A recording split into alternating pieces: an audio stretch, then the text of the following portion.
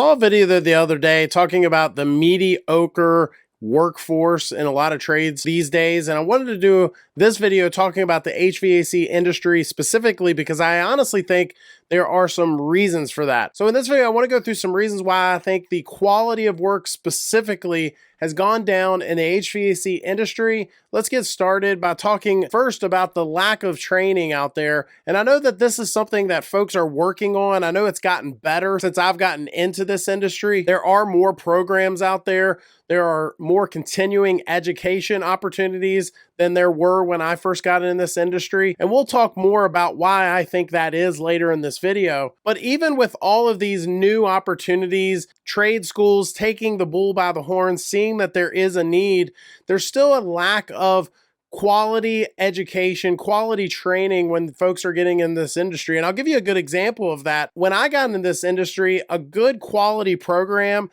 is going to be a good 2 to 4 year program, depending on the types of classes and how aggressive they are. But they were very in depth, and it takes time to learn what you're doing. It takes time to understand why you're doing what you're doing and so on. But today there are a lot of programs out there that'll say, come take our 6-week program. Come get certified with our 6-week course. Now, one could say, well, Josh, maybe they're cramming it all into 6 weeks. And I'm telling you, it's impossible to learn everything that you would need to learn to enter this trade and to know it well. There's just no way you're going to be able to cram it into 6 weeks. But even if we're not just talking about the length of the course, I think that the classes themselves need to be directed towards someone actually entering the workforce. More specifically, I have talked to students. In fact, I hired one years ago that had already been through 2 years of schooling and still did not know how to wire a thermostat. Still did not understand which colors did what in low voltage systems, residential heating and air, just a simple basis. What does the G terminal do? What does the W terminal do? And so on in a thermostat. They just didn't know. And I remember that particular guy, I remember him telling me, man, I feel like I wasted my money. I feel like I went through 2 years and I know how to do some things, but I don't even know how to do a simple thing like wire a thermostat. To me, if I was teaching that class, that would have been one of the first things I taught the students. If I hire somebody and they've been through schooling, to me, I can teach them how to braze. I can teach them how to do proper brazing techniques and actually get them started holding a torch and doing somewhat of a decent job within a couple days. Now, do I think that they're going to be as good as someone that's been doing this for a long time within a couple days? No, but they don't need to take years of courses to just know how to braze or to understand how to recover refrigerant. Those are things I can teach them on a job or two. I think a good course needs to go through the ins and outs of the electrical schematics and what certain components do, the flow of refrigerant and what all the different components do as far as that. A student should be able to look at certain parts and know what they are after taking all this schooling and have a basic understanding of how the system actually works. Who cares if they know how to braze? I can teach them how to do that. If I hire them, they're going to learn that quickly. It's this other stuff that if they're going to sit in a classroom, let's teach them the actual stuff that you need to learn. Now, I might have some pushback on that. You may actually disagree with me. But for me, I mean, I've hired guys that had no experience that were brazing stuff within a short amount of time. Maybe they didn't quite understand the makeup of the acetylene and the oxygen and all this hoo-ha. To me, those are things that don't matter. Let's figure out how to actually work on the system and get these guys and gals out there in the career being able to make money. I think the next big hurdle in our industry, and this was actually a hurdle when I got started in the trades as well, and that is a lot of folks are saying, look, I can go get a job at Chick-fil-A or Walmart or pushing a button at a factory for more money or at least just as much money as I could starting out in the trades. I think that's a valid argument. Do I think that the opportunities are as good? No. But when some folks are trying to decide, how can I make more money starting out in life, and they're trying to maybe get their first apartment or buy their first car or whatever it is they're trying to do, taking a higher paying job is something that is hard to say no to. I have family that made the hard decision to walk away from the trades and go get one of those jobs. Even with me telling them, are you sure you want to do that? And their income went higher than mine for a little bit. And of course, now I don't want to paint the story anymore. The point is, when folks are getting into our trade, it's actually hard for them to have the motivation to learn the trade and decide. To me, if you're going to learn how to do this trade and learn how to do it right, you almost got to make a lifelong commitment decision to learn the trade pretty early on as you get into the trade to have the motivation to learn the trade, if that makes sense. So a lack of wanting to learn the trade could play a role in the mediocre work that we're starting to see. Another thing that plays in all this is the technology. We're talking about a fast-moving industry, an industry that is very different from what I got signed up for when I first started out in this industry. We're seeing new refrigerants, new technologies, things being introduced to the market. And not only do you need to learn the trade from a backward compatibility standpoint, you've got folks learning this trade that now have a whole nother industry to learn, if that makes sense. When I got started in this trade, there was only R22 refrigerant. You just learned how to work on it, and there wasn't a whole lot to it, to be honest with you. It was pretty forgiving. But now we've got still maybe some systems out there with R22. We've got systems out there with 410A refrigerant, and now we're about to introduce 2 more refrigerants to the market. That alone is something that your average technician getting into this trade, they have 4 times as much what I had to learn. That's not even talking about the proprietary technology that a lot of the brands are coming out with, inverters and mini splits and all the other things that they have to learn that are coming out rapid, fast, every year, something new to learn. And it plays right back into mediocre work being performed. Another big hurdle is a lot of companies care more about profit than necessarily how to do the job right. You've got technicians out there that are being paid on commission.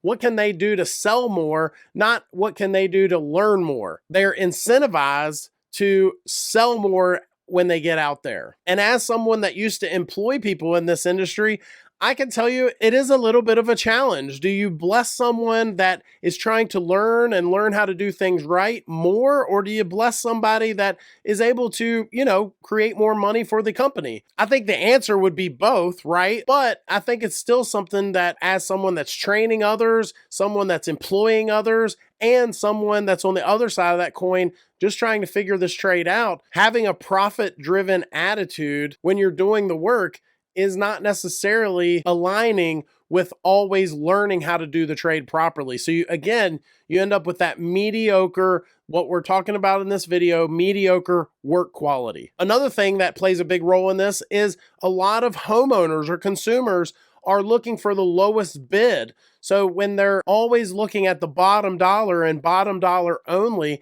then maybe they're getting what they're paying for, if that makes sense. I know when a lot of builders are building houses, they don't care that you do a really good job.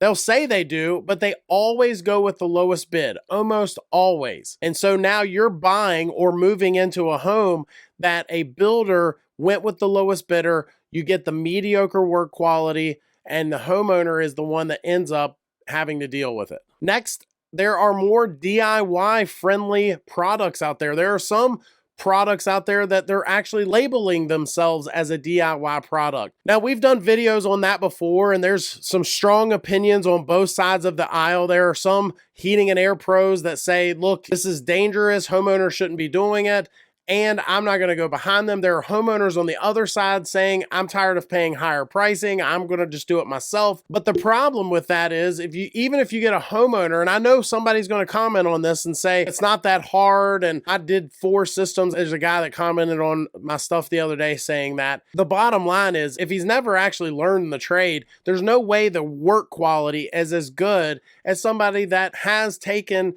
this seriously and treated this as a career. Now, could he argue that he does work good enough for it to work? Fine. I mean, that's a different argument. But the problem is, we're talking about a mediocre or low quality of work. And with all these DIY friendly products out there, adding to the industry, adding to those service calls, adding to all the other things that heating and air guys are up against, it simply is another ingredient in this whole scheme of things that just brings on mediocre or low quality work. And before you say, oh, Josh, well, you're just saying that because they're taking money out of your pocket. I don't even sell heating and air systems anymore. I sold my business. I'm giving you the truth, like it or not. And finally, I'll end with this.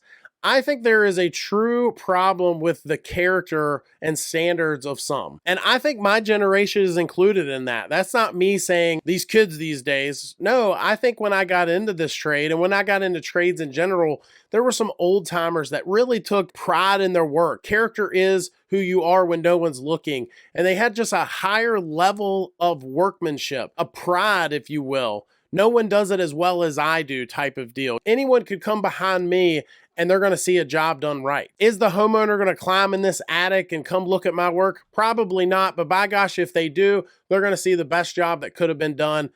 So poor practices by contractors and technicians, lower standards, people that just don't care. They're just getting the job done. They'd rather get it done quickly and move on to the next one. The slogan I always had with my guys is they either want it right or they want someone else, because we're going to do it right. And we hired guys that had problems with that. And I think that plays right into a part of all of this is just poor hiring practices. I think that contractors need to have a more streamlined system and standards of who they hire. You are going to be this level of a person, this level of a standard before we put you in a truck and to go into someone's home. Poor hiring practices plays into the workmanship just as much as some of these other issues that we've talked about. And finally, with less competition out there, I know it's getting better. Supposedly last year, there were more people that entered this workforce than ever. The industry rose significantly because of the trade schools and some of the other things that we're talking about. But ultimately, when companies have to just kind of settle, they can't find anybody else and they need some help and they settle on their next hire instead of having that filter or that gate that certain people with low standards couldn't get past at one point. Now they're past it. Now they're in trucks. Now they're coming into people's homes and they're doing mediocre work. Let me know your thoughts down in the comment section. I'd love to hear those. If you like this video, I think you'll like this one even more. It's where I talk about how to not get scammed by an HVAC technician. Thanks for watching. Hit that subscribe button. We'll see you next time.